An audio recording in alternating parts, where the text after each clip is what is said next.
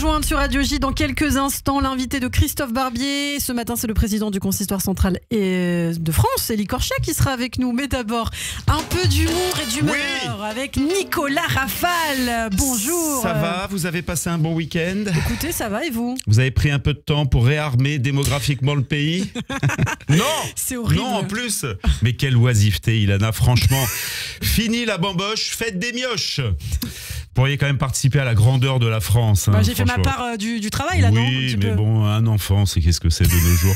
La fertilité n'a jamais été aussi basse, contrairement à la braguette de Depardieu, qui est sensiblement remontée. Hein, vous avez vu, il faut en profiter.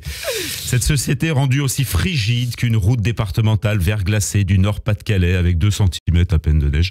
Et oui, on ne se touche plus, ma petite dame, ma petite Ilana, on ne fait plus d'enfants. Garrido et Corbière semblent séduits par cette évolution de la société, eux qui aimeraient rendre la leur.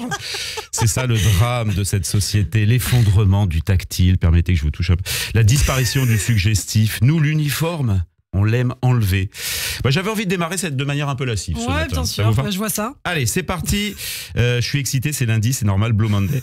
Nouvelle chronique cette semaine du règne d'Emmanuel Ier, le roi qui aimait à parler seul. On cherche ce qu'il dit après qu'il a parlé. Je lui crois, pour moi, le timbre un peu fêlé. Enfin bon. Il est en conférence de presse comme ces gens que l'on voit sur les places des villages et qui soliloquent dans leur whisky. Parfois, ils s'emportent, ils vitupèrent. La France doit rester la France. Alors, loin de nous l'idée de dire que le président taquine le goulot. Hein. Non, ce serait peut-être mieux d'ailleurs quand même. Cette conférence de presse de la semaine passée qui était un pare-feu de la polémique d'AOC, Amélie Oudéa-Castéra, l'appellation d'origine contrôlée, quoique pas toujours, de la bourde répentie, qui était un pare-feu de la nomination de Rachida Dati, qui était un pare-feu de la défaite de juin 40, qui était un pare-feu de la défaite d'Alésia, qui était un pare-feu du premier abruti en train de frotter 2 cailloux l'un contre l'autre et qui nous a donné précisément le feu. Il y avait beaucoup de pare-feu, j'en conviens. Alors nous vous parlions la semaine dernière, voilà, je vous fais un petit résumé de l'arrivée de la marquise de Valois au ministère de la Culture qui est faite pour moi. Ah non, on me signale qu'elle vient de partir pour la mairie de Paris. Ah non, finalement elle reste. Oui, c'est comme sur Netflix, faut suivre. Alors je rappelle l'épisode précédent, le fringant communicant duc d'Atal de Matignon de la chic coupée avant le 30 janvier où il ne dira pas grand-chose de plus. Primo ministre dont le pigment de cheveux gris a déjà foncé de 2 teintes en une semaine selon le baromètre Jean-Louis David. Faut dire qu'au bout d'un jour, la baronne d'Oudéa-Castéra, de la tête penchée quand elle parle, vilipendait déjà l'éducation dans le public au sein du royaume. Ah oui, on avait déjà oublié, c'est de l'histoire de France, messieurs dames, c'était il y a 3 jours, on avait zappé, d'où l'importance de résumer. Alors le bouillant duc d'Atal, du Miles d'Air France, du Pass Navigo, tellement il est partout, donc accueillait au sein de son équipe gouvernementale composée d'un seul membre, Emmanuel Ier, soliste marionnettiste. La vie brillante marquise de Dati-Valois, à la mise en pli aussi impeccable que celle en examen, pour s'occuper des artistes et haute bouffon du roi, chargé de désennuyer le peuple. Or, issu des quartiers populaires du 7e arrondissement malfamé, entre la Bourdonnais, la terrible et Suffren, le coupe-gorge. La marquise de Valois rencontrait surtout des ambassadeurs, des sénateurs, des militaires et des porteurs de mallettes remplies d'argent, avec parfois d'ailleurs le porteur même à l'intérieur de la malle, Carlos Ghosn himself, qui a voulu se la faire, pas la marquise, la malle. D'où son surnom Gone with the Wind, volatilisé. Hop.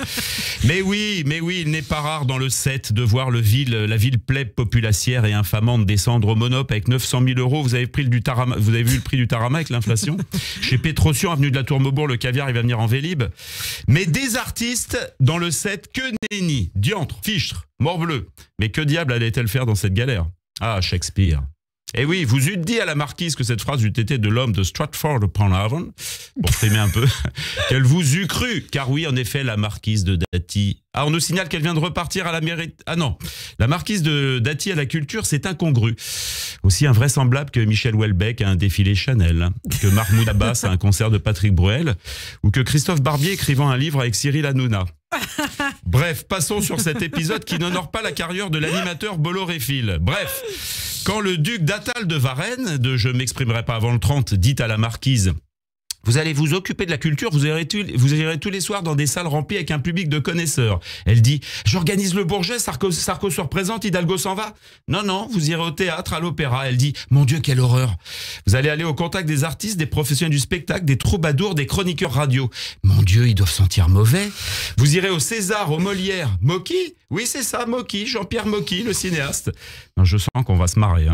Moi, j'ai peur que vouloir devenir maire de Paris soit un pare-feu pour ne plus aller au théâtre. Découvrir la dernière pièce de Christophe Barbier au théâtre de Poche, Les Diaboliques d'après Barbet d'Aurevilly. Vous viendrez. C'est bien qu'il fait la Arrêtez promo, Christophe hein. de vouloir me passer une mallette à 900 000 euros sous la table, c'est très désobligeant.